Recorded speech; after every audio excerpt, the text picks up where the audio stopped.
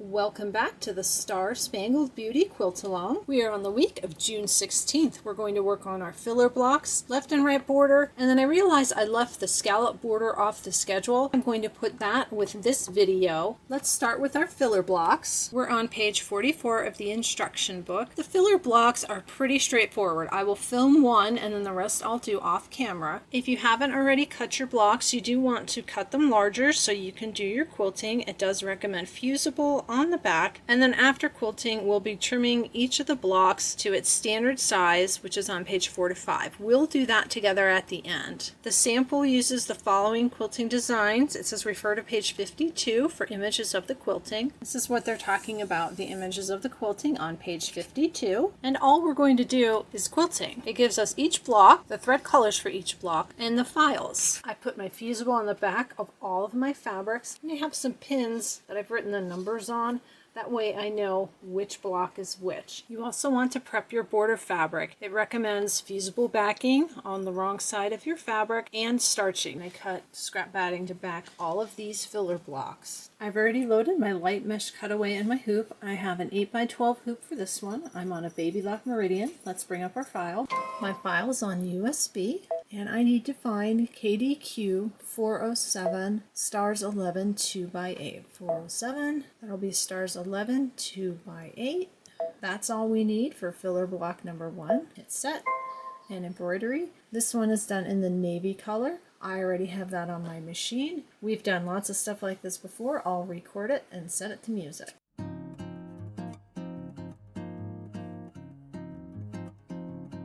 All quilted, I'm going to set it aside and quilt the other blocks. Make sure you watch for your thread changes, and then we'll trim those and then do the borders. I have all my filler blocks quilted. Let's look at our cutting instructions. There's a note here: after quilting, trim each quilted filler block to its standard size. It says refer to page 4 to 5. I went ahead and went to pages 4 and 5 and wrote down the standard sizes, and anything here with an arrow you can use your orange pop ruler to trim. Here's my block 1. I need to trim this to 2.5 by 8.5. It's dark quilting on dark fabric, so it's kind of hard to see the lines. Even for me, I'm sitting right here in front of it. But I have a 2.5-inch ruler. That's the easiest way for me to do this. Probably feel for the line. It's really hard to see. That looks good. You could also fold your block in half. But I can feel the stitching on this side and this side. So we'll do our 2.5.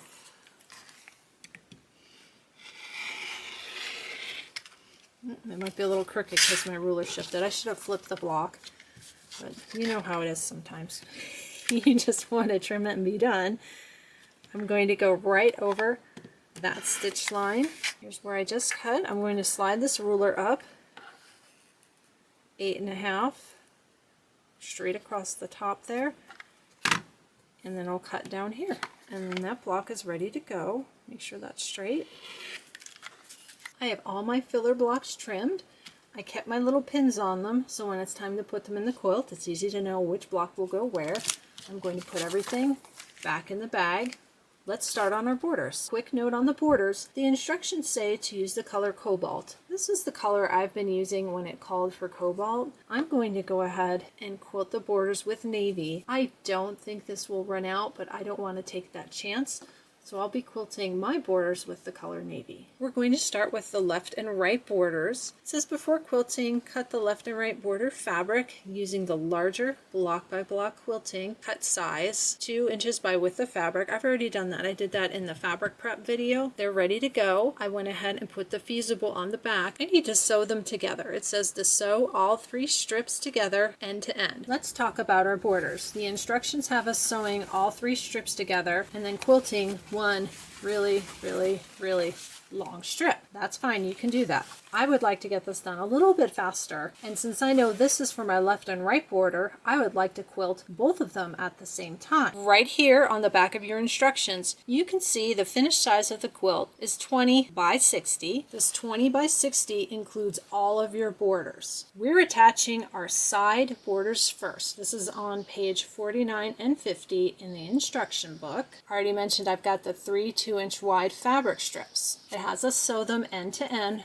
So you have one long strip. Here's my measurement when I sewed them end to end. It was about 124 inches long. So if I cut these in half, I'm going to have 2 strips 62 inches long. Your finished quilt is 20 by 60. And remember, this includes the top and the bottom border. So 2 strips 62 inches long is just fine. That gives you plenty of room for overage for your left and right sides of your quilt. In the instructions, it has us using the words for the sides of the quilt. Maybe you like the words, but you don't like the fact that when it's displayed, the words are going to be sideways. And if you're doing the scallop border and you're using the floral, maybe you want to use the floral to match. So how do you know which size file to work with? This is the Patriotic Border 5 printout. This comes with your quilting files.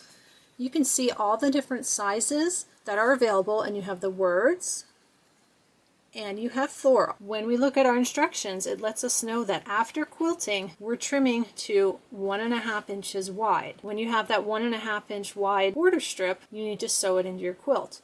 You're going to lose 1/4 inch to attach in your seam allowance and 1/4 inch to binding.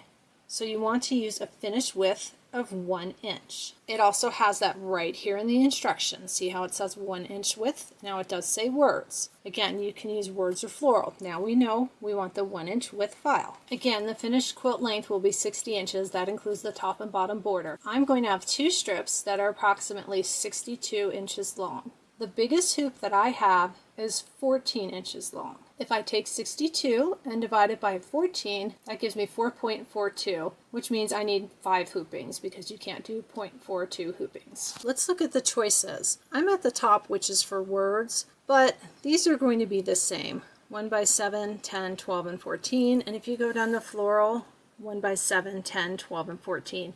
That second number is the size of your hoop. My 2 biggest hoops are 14 and 12 inches long. I showed you the math for the 14. It takes 4.4 hoopings, so 5 hoopings. 5 times 12 is 60 inches. So I might as well use my 14-inch hoop for this. And the quilting will run beyond my fabric, but that's okay. I've done borders before. I'll show you what happens at that point. Then you have to decide, do you want the words or do you want the floral? I'm going to be doing the scallop border. Here's the scallop border with the floral. I think I would like my left and right sides to go ahead and match the floral theme. We've already got the words in the patchwork block, and several of our blocks have patriotic embroidery. I do like the words, but honestly, it would bother me because you display it this way and they're going to be sideways. That's personal preference. That's something that bugs me, but may not bug anyone else. So I'm going to be using one of the florals for my left and right border. I will be using the floral, but again, it would be the same length as the words. And I'm going to do 2 at a time. Rather than doing 1 long strip, I'm going to cut my long strip in half and do 2 strips at the same time. I've pre-cut 5 pieces of stabilizer for my big hoop. Just a thought, these cardboard rolls are really heavy duty. They're a good size. If you do table runners and smaller things, you can use these. I know a lot of people use pool noodles, but these would be great to roll and store your quilts. And if you have any of the Kimberbell slap bands, maybe you don't use them all, you could put a slap band around it or tie a ribbon around it and use it to store your quilts. I'm going to hoop 1 piece of stabilizer and we'll go over to the machine. Back over at the machine, let's select our border file. It's on USB. The word and the floral borders are right here in KDQ 411, words and floral. I'm going to show the words for a moment, just so everybody can see. All the words do run sideways. So if you want to use these, that's fine, but they don't run up and down. So you'll have to think about when you attach your border to your quilt, do you want the words facing in on both sides and kind of flipping them, how you want to arrange them. I'm going to go ahead and do a floral border. I'm going to select the floral, and then you want to look at your chart. I'm doing the floral. I need to find 1 by 14B. That's the one that fits my measurements. 1 by 14B is right here. I'm going to go ahead and hit set. Now you can see I've got 1 long strip. If I wanted to, I could do one at a time all the way to the end and then cut it in half and attach it to the quilt. But I've already cut my fabric in half. We're going to do 2 borders at the same time. I'm going to hit the edit button up here. And then let me get closer and show you the next button. I want to hit this little button right here with all the squares. If you have a baby lock like I do, and I believe Brother may even have the similar looking button here, you've got a couple different options. Looking up here, this is the button you would select if you want to add up and down. I don't want to add up and down, I want to add left or right. I'm going to select that. Now I have more options down here. I can add it on the left side or on the right side, doesn't really matter. We'll add one. Now you can see I have 2 border files. That's great, but they're right on top of each other. We need some space in between these. Right here at the bottom, we've got 2 choices. This shows the 2 little squares moving away, and this shows them getting closer. We want to move them away. Just every time you press it, they move, or you can press and hold it. You can pretty much keep pressing it until you can't fit any more space on your hoop. And then you can actually move both of these. So if you kept pressing it, see, it tells me pattern extends outside the frame. What if I still wanted more space? I can scooch it over to the side and then I can add more space. This looks good. I think I've got enough room to get in there with my scissors because we're going to do batting placement, tack down, and then trim. So you're going to have to get in here and trim your batting. Make sure you give yourself some space. This looks good. I'm going to hit OK. And then down here, just outside the screen, there's a memory button. I'm going to press that. I'm going to save it to my machine. I hit embroidery and I'm ready to go. Looking over here, you can see everything happens twice. Now the thread colors are irrelevant. This is all done in one color, but this shows you this step is done twice, this step is done twice, this step is done twice, this step is done twice. It'll be like that all the way down. So it'll stitch the batting placement and the batting placement, and then you'll place your pieces of batting. It'll tack down, it'll tack down. Let's do this first hooping together, and I'll show you what to do after that and how to step to your next hooping. I've got my 14-inch hoop on the machine. The first thing that's going to happen is the batting placement line. You'll see that it will stitch 2.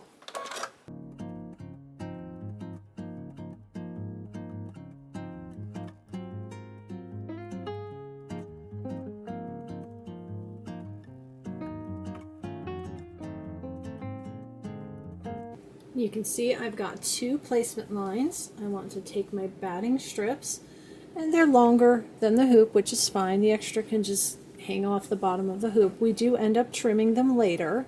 I want to make sure to cover that line. You can tape that if you want. I'm going to put both strips down, then I'm going to add a piece of tape to the top, just in case. I added tape here at the top, and I've added tape here at the bottom.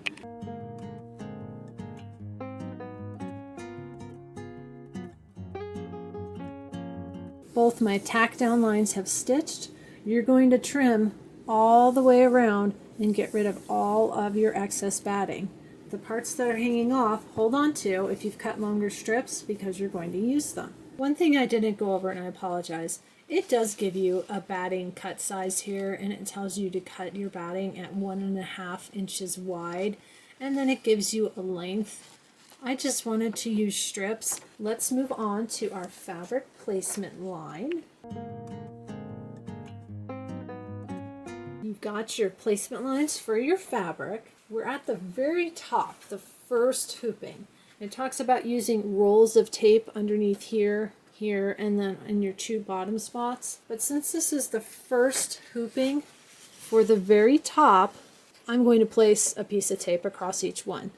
Then down here at the bottom, I'll put a roll of tape underneath here. If you've never rolled tape, get a piece of your paper tape and roll it. It's really sticky. It'll stick to your fingers. There you go. Make sure you're completely covering that placement line. It's a little tight. And then put that roll right here. Again, double check, make sure you're lined up, you're covering the fabric placement line, and then press your fabric against the tape roll. I'm going to have to straighten this out a little bit.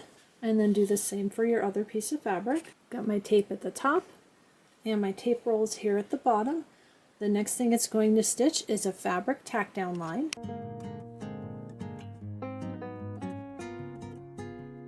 Both of our fabric strips are tacked down. It's time to do the quilting.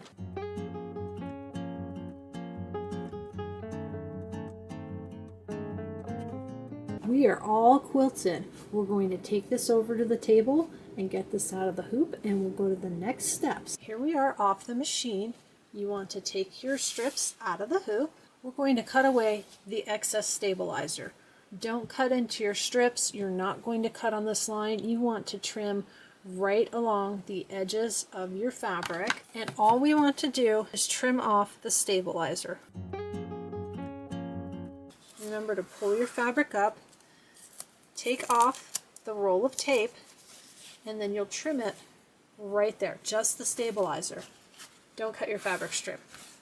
If you accidentally cut your fabric strip, it's not the end of the world. You can sew it back together. Once you've got your stabilizer removed, you're going to take your strips and you're going to fold them right sides together. So your quilted side on top of the non-quilted side, and you want to fold them so the batting tack down line right there is on the fold. So fold it, get it right to that point, and go ahead and leave it like that.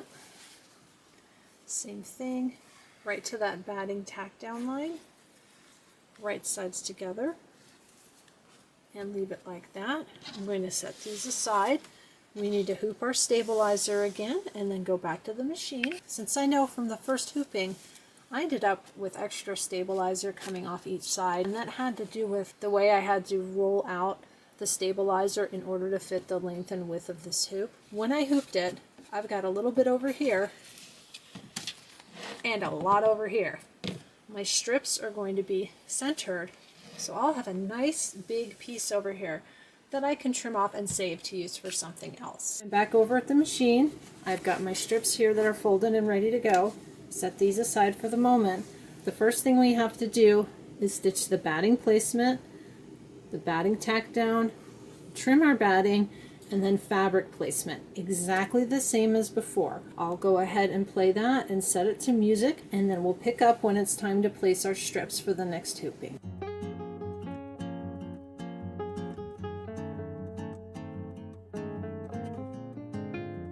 Once your placement lines have stitched out, you want to go ahead and get those tape rolls ready, one at the top of each strip, and then you'll be putting one at the bottom of each strip. We're going to lay out our fabric. So your top edge here, quilted side like this, so your right sides are together, so you're looking at the back of your quilting, and you want to line this up so that this line matches up with this stitched line. You also want to keep an eye on these stitching lines on the side to match up with the stitching lines on the side of the piece that's already quilted. So don't just like slap it down. You want to center it. Once you've got that nice and centered, hold it in place, and then you're going to flip this up and stick it to your tape roll. Just like that. Then you need to smooth your fabric down.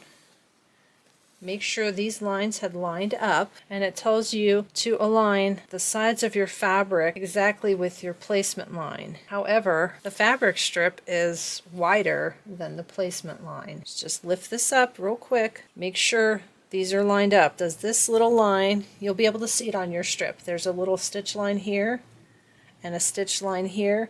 As I'm rolling this to fold it, are they meeting and matching the lines on either side of the batting? And they are. This just helps your quilting come out straight. I've got it in place. I'm going to hold it. I'm going to grab another roll, put it at the bottom, pull it down straight, and then press it against that tape. I'm going to do the same thing for this strip. Have it folded over, wrong side up. We're looking to match that line with this line.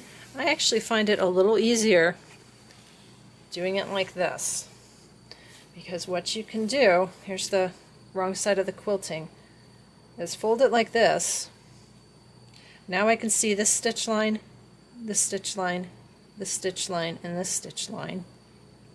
Make sure they're straight. I've got that down. I'm going to go ahead and lay this strip down straight, smooth it, press it against the tape roll at the bottom. The next step is going to stitch these fabric tack down lines. Make sure as you're putting everything back on the hoop that these are draping over the other side of your machine. You do not want them caught underneath your hoop. Make sure everything is hanging, no problems, and then the rest of your strip is hanging off this way. We will stitch out the tack down lines and then we can compare and see how close we are.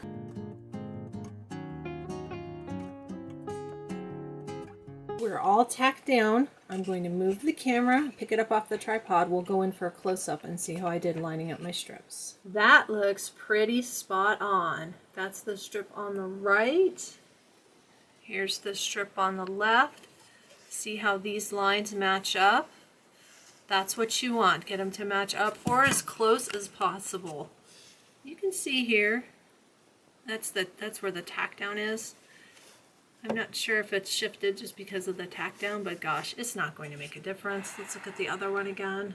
That looks really good. Once everything's tacked down, you do your quilting again.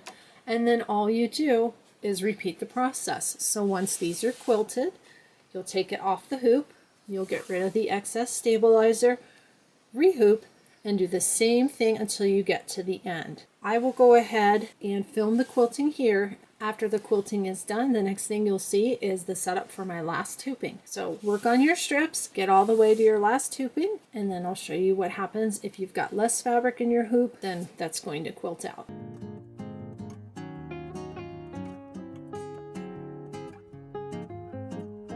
Here's the close-up. This is the first hooping up here and the second hooping.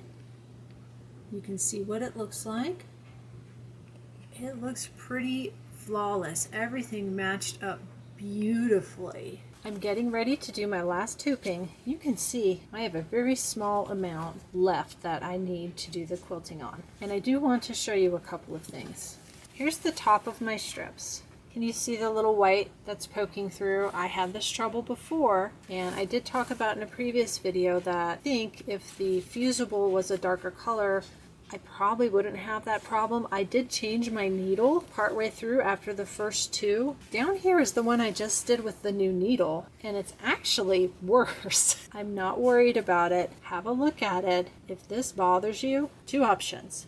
If I ever made this quilt again, and if I did this dark color for a border, I might quilt my border in white thread. Then it would all blend in. I wouldn't have that problem. The other option would be to use a darker fusible. I'd have to find that, and a darker stabilizer. I know I have a black stabilizer. It's not a Kimberbell stabilizer, but I do have black stabilizers with one of my embroidery machines, and I would have to do some research to see if I could find a dark fusible batting.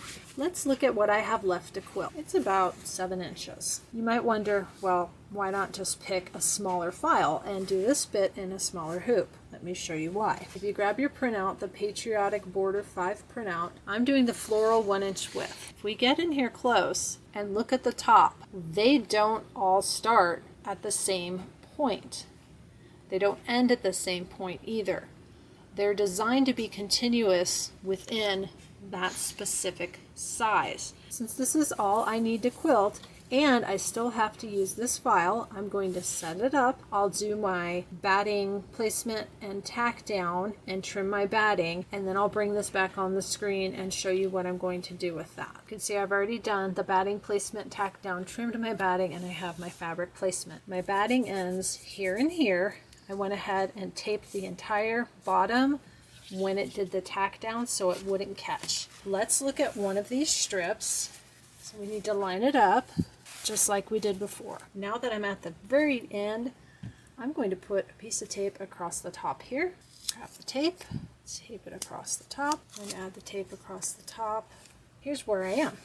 You can see I don't need to quilt all the way down.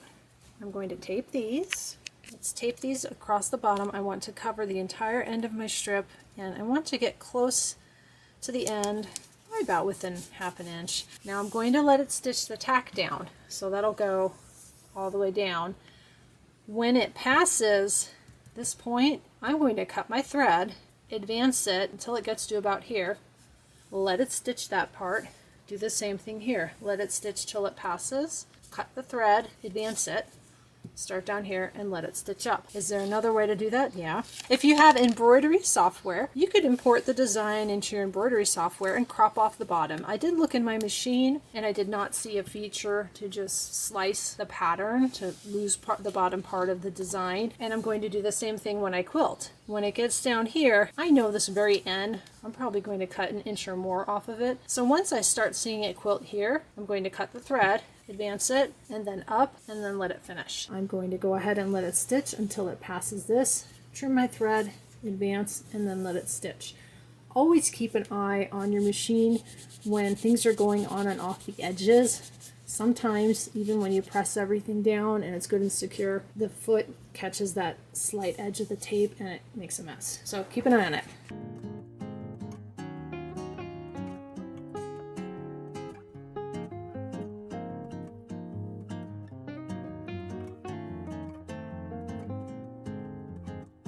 That worked out fine. Let's do this one step by step where you can see my hand and I'll show you the screen. I'm going to go ahead and start the machine. I'm past the end of my fabric, so I hit the stop button. I have a thread cutter right here. Now we're going to advance, needle plus minus. I'm going to advance it by 10 and you'll hear the machine move. And you can also watch the crosshair. See the crosshair there? It'll move. Now it's down there, 3, 4, 1, 2, 3, 4, let's see, it's still not up quite high enough. Let's have a look. Pretty close. I can go by ones now and get a little closer if I like. That looks good. I'm going to drop my needle and let it finish. That worked great. I'm all tacked down past the edges of my fabric. I'm going to do the quilting. I'm going to sit and watch it. It kind of goes down and then it catches the rest on the way up. So I'm going to let it go past the edge of the fabric, and once I see that it's past that edge, I'm going to do the same thing I just did. I'm going to cut the thread, advance it, and then let it quilt up the rest of the strip. If you have a different way you would do this, let me know. Another option, I could have just sewed extra fabric on this and I could have quilted it long, and then I would end up with, look at these, the size of this. If I would have done all batting here, or the shape form, you know, the thicker interfacing, if I put shape form here, I should have done this now that I'm thinking about it, and an extra piece of fabric, you could have made it into a bookmark. That would have looked great. You just would have had to, after it was quilted, sew another piece right side together and like flip it inside out, or just add a backing, put some fusible fleece on the backing or something. You just have to make sure you put something on the back, but it would make a great bookmark. It's the perfect size. Let's go ahead and do our quilting.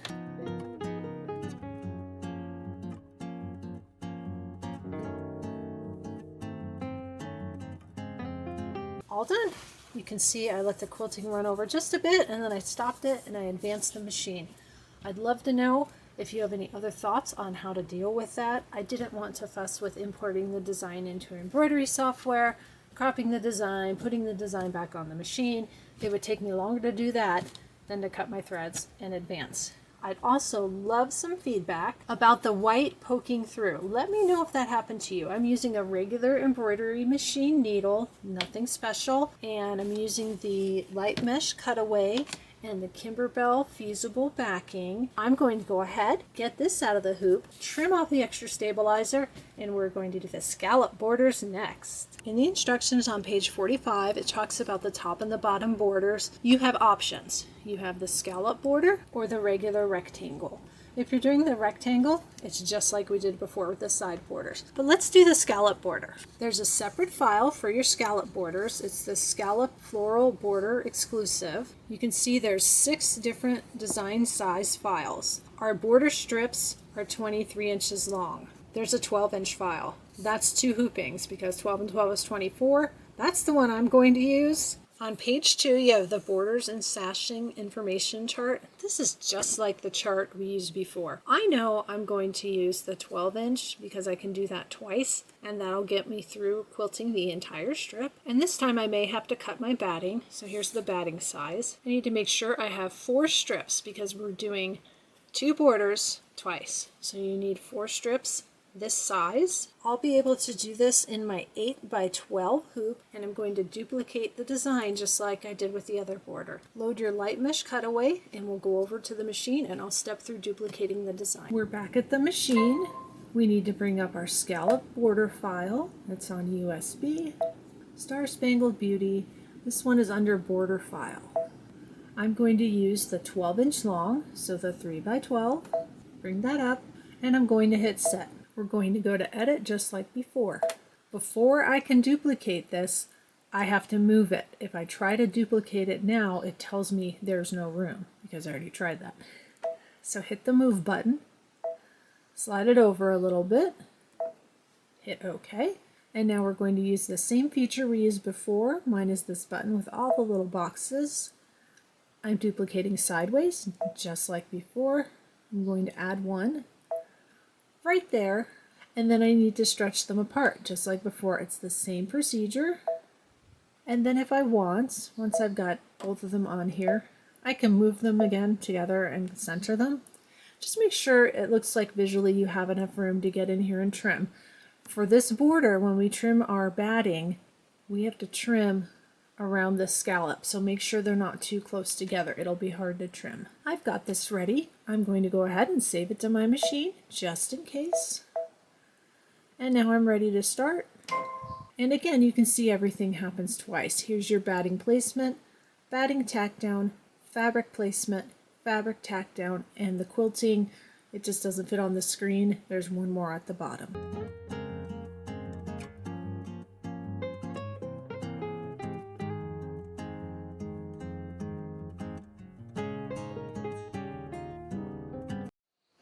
I went ahead and put tape all the way across the top and then the little tape rolls down here at the bottom.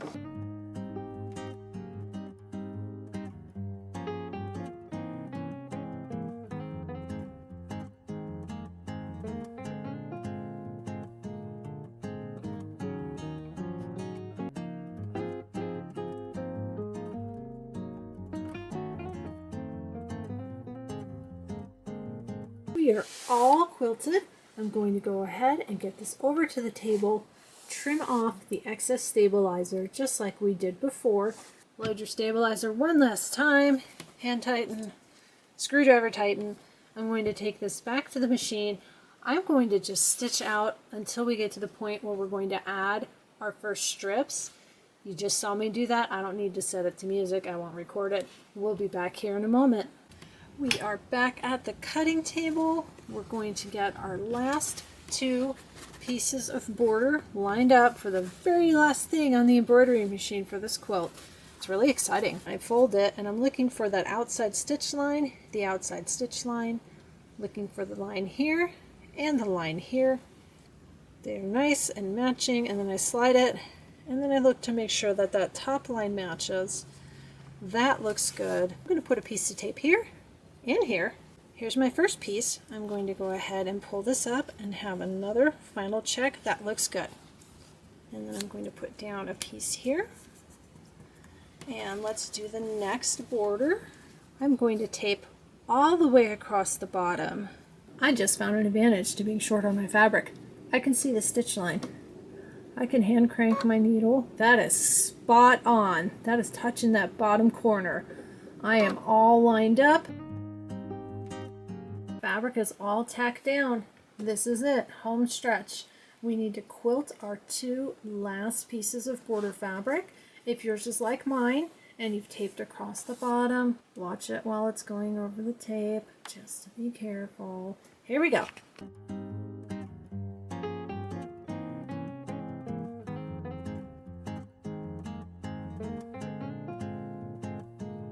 Our scallop borders are embroidered. I'm going to go ahead and set these aside. We're going to talk about what we're going to do next time and what you need to have prepared. We just did our filler blocks, left and right border, and our scallop borders. Next week, we're going to work on the assembly, binding, and embellishments. For the scallop border, you do need the template. Let me show you that. This is what it looks like. It's in the files. You want to go ahead and print that out. And it does give you a scale to check. Put your ruler on that and check that. So we will trim our border next time. Looking at the instructions, we're going to start putting everything together next week. It goes together in sections. You can look at it ahead. What's interesting is if you look at each section, there's section 1, here's section 2, section 3, section 4. It gives you ideas other than a ladder quilt. If you didn't want to make a ladder quilt, you could be making table toppers, mini quilts. This one looks like it might be a placemat. I'd have to measure it. You could put borders on it. Something to keep in mind. I am making the ladder quilt, but let's say you make the ladder quilt and you'd like to add some other coordinating decorations to your home. You can grab some blocks and make different things out of them. We'll get everything assembled, and then we have this section here for the fabric hang tabs. I did cut my fabric for this. I also have this denim rickrack and this red and white gingham ribbon. I may use one of these instead of the fabric tabs. I want to get everything together and then have a look at it, hold it next to the quilt, and I'll decide next time. After we get the top put together and the borders put on, we'll follow the instructions and we'll make our scallop border. Then we'll work on the binding together. I've never done a scallop binding. Here's a close-up of that. I will tell you, I did cut my binding strips, but I did not cut them on the bias. I didn't starch them heavily. I felt like it had enough movement in it and I had enough to get all the way around. We'll see if that affects how it tucks into these corners, and next time I will link a video about how to cut your fabric on the bias, so you do have that resource. I've got my filler blocks tucked away. I'll put my border blocks off to the side. Thank you again for joining me. Next time we're going to work on assembling, binding, and embellishments. Very exciting.